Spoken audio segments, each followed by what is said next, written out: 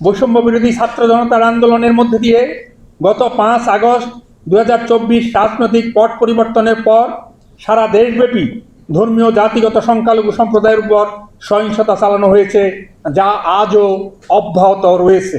ধর্মীয় জাতিগত সংখ্যালঘুদের বাদ দিয়ে রাষ্ট্রের সকল প্রকার বৈষম্য দূরীকরণের সংবিধান সংস্কার কার্যক্রম প্রায় শেষ। প্রিয় সাংবাদিক বন্ধুগণ, ধর্মীয় বৈষম্য বিরোধী মানবাধিকার সংগঠন বাংলাদেশ হিন্দু বৌদ্ধ খ্রিস্টান ঐক্য পরিষদের পক্ষ থেকে আপনাদের সবাইকে জানাই আন্তরিক শুভেচ্ছা ও অভিবাদন। কৃতজ্ঞতা জানাই আজকের এই সংবাদ সম্মেলনে আপনাদের সহৃদয় উপস্থিতির জন্য।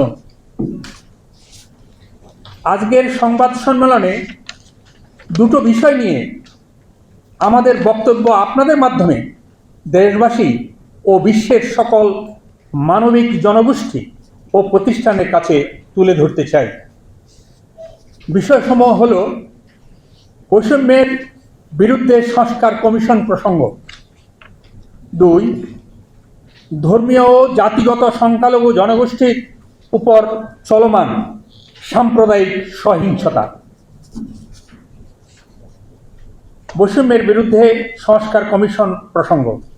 প্রিয় সাংবাদিক বন্ধুগণ, বৈষম্য বিরোধী ছাত্র জনতার গণ অভ্যুত্থানের মাধ্যমে 2024 সালের 8 আগস্ট গঠিত অন্তর্বর্তীকালীন সরকার বৈষম্য মুক্ত বাংলাদেশ বিনির্মাণের লক্ষ্যে অনেকগুলো সংস্কার কমিশন গঠন করেছেন এবং তাদের কার্যক্রম চলমান রয়েছে। ইতিমধ্যে বেশ কিছু সংস্কার কমিশনের পক্ষ থেকে পূর্ণাঙ্গ রিপোর্ট পেশ করা হয়েছে। ধর্মীয় জাতিগত সংখ্যালঘু জনগোষ্ঠী আশা করেছিল যে ধর্মীয় জাতিগত সংখ্যালঘুর উপর চলমান বৈষম্য নিপীড়ন সমূহ চিহ্নিত করে তা অবসানের লক্ষ্যে যথাযথ পদক্ষেপের সুপারিশ করার জন্য আলাদাভাবে একটি সংখ্যালঘু কমিশন গঠন করা হবে। কিন্তু আমরা প্রথমেই লক্ষ্য করলাম ধর্মীয় জাতিগত সংখ্যালঘুর জন্য কোনো আলাদা কমিশন গঠন করা হয়নি। পরবর্তীতে যে সকল কমিশন সমূহ গঠন করা হয়েছে সেখানেও ধর্মীয় জাতিগত সংখ্যালঘুদের মধ্য থেকে কোনো প্রতিনিধি রাখা হয়নি। এমনকি সংবিধান সংস্কার কমিশনেও কোনো সংখ্যালঘু প্রতিনিধি নেই। দুর্ভাগ্যজনক হলেও সত্য, সংখ্যালঘুদের উপর চলমান বৈষম্যসমূহ নিয়ে আলোচনার জন্য কমিশনগুলো কোনো সংখ্যালঘু প্রতিনিধিদের সাথে আলোচনা করার প্রয়োজনীয়তাও অনুভব করেনি।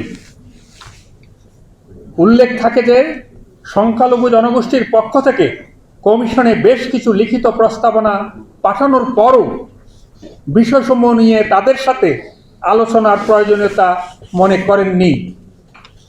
এই কর্মকাণ্ডের মধ্য দিয়ে সরকারি পরিসংখ্যান অনুযায়ী বর্তমান বাংলাদেশের 10% অধিক ধর্মীয় জাতিগত সংখ্যালঘু জনগোষ্ঠী প্রতিনিধিত্ব ও অংশীদারিত্বের বিষয়টিকে কোনোরূপ বিবেচনা না নিয়ে রাষ্ট্র সংস্কারের কার্যক্রম শেষ পর্যায়ে।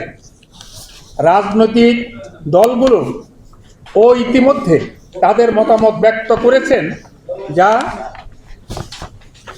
চূড়ান্ত করার প্রক্রিয়ায় রয়েছে।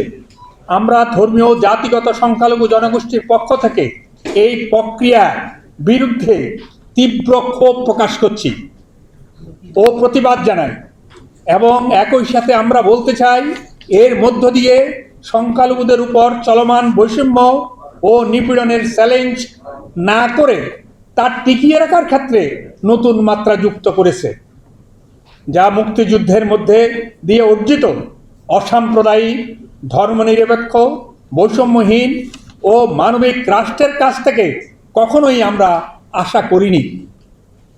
আমরা দৃঢ়ভাবে বলতে চাই ধর্মীয় জাতিগত সংখ্যালঘুরা আজ ঐক্যবদ্ধ সাম্প্রদায়িক সহিংসতার বিরুদ্ধে অধিকার ও মর্যাদা প্রতিষ্ঠায় এবং অস্তিত্ব রক্ষায়। ধর্মীয় জাতিগত সংখ্যালঘু জনগোষ্ঠীর উপর চলমান সাম্প্রদায়িক সহিংসতা।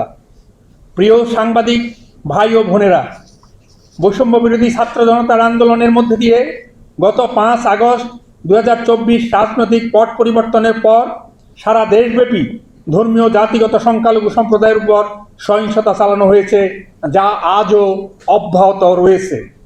এ প্রেক্ষিতে বাংলাদেশ হিন্দু বৌদ্ধ খ্রিস্টান ঐক্য পরিষদের পক্ষ থেকে গত 19 সেপ্টেম্বর 2024 বৃহস্পতিবার ঢাকা রিপোর্টার্স ইউনিটিতে আয়োজিত সংবাদ সম্মেলনের মাধ্যমে গত 4 আগস্ট থেকে 20 আগস্ট 2024 পর্যন্ত সারা দেশব্যাপী সংগঠিত 2010টি, যা আংশিক, সাম্প্রদায়িক সহিংসতার চলচ্চিত্র সম্বলিত তালিকা এবং একটি প্রতিবেদন উপস্থাপন করা হয়েছিল।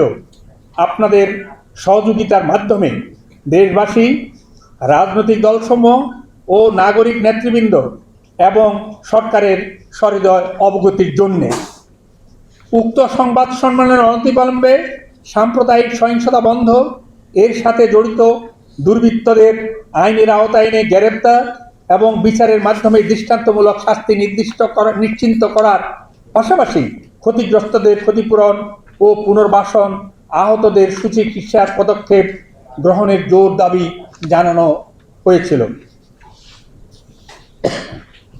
আমরা দুঃখের সাথে লক্ষ্য করছি যে সরকারের পক্ষ থেকে সাম্প্রদায়িক সহিংসতা সম্পর্কিত ঘটনাবলীকে কোনোরূপ গুরুত্ব না দিয়ে ঐক্য পরিষদের উত্থাপিত রিপোর্ট মিথ্যা, অতিরঞ্জিত, বানোয়াট বলে অস্বীকার করার কৌশল নেওয়া হয়।